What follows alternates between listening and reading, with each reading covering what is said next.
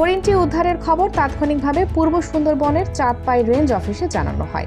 খবর পেয়ে বন বিভাগের একটি দল ঘটনাস্থলে পৌঁছে হরিণটিকে সুন্দরবনে অবমুক্ত করার জন্য চাঁদপাই রেঞ্জে নিয়ে যাওয়া হয়। স্থানীয় বাসিন্দারা জানান, সুন্দরবনের কোল ঘেঁষা এলাকা হওয়ায় মাঝে মধ্যেই বাঘ, হরিণ কিংবা অজগর লোকালয়ে চলে আসে। তবে বন্যপ্রাণী। দেশ দর্পণ নিউজ, দেশের সাধারণ জনগণের সংবাদ মাধ্যম। আপনার সংবাদ এবং বিজ্ঞাপন প্রচারের জন্য যোগাযোগ করুন স্ক্রিনে দেখানো হোয়াটসঅ্যাপ নম্বরে। হরিণটি উদ্ধারের খবর তাৎক্ষণিকভাবে পূর্ব সুন্দরবনের চাঁদপাই রেঞ্জ অফিসে জানানো হয়। খবর পেয়ে বন বিভাগের একটি দল ঘটনাস্থলে পৌঁছে হরিণটিকে সুন্দরবনে অবমুক্ত করার জন্য চাঁদপাই রেঞ্জে নিয়ে যাওয়া হয়। স্থানীয় বাসিন্দারা জানান, সুন্দরবনের কোল ঘেঁষা এলাকা হওয়ায় মাঝে মধ্যেই বাঘ, হরিণ কিংবা অজগর লোকালয়ে চলে আসে। তবে বন্যপ্রাণী হত্যা না করে সেগুলোকে উদ্ধার করে বন বিভাগের হাতে তুলে দেওয়া এখন আমাদের অভ্যাসে পরিণত হয়েছে।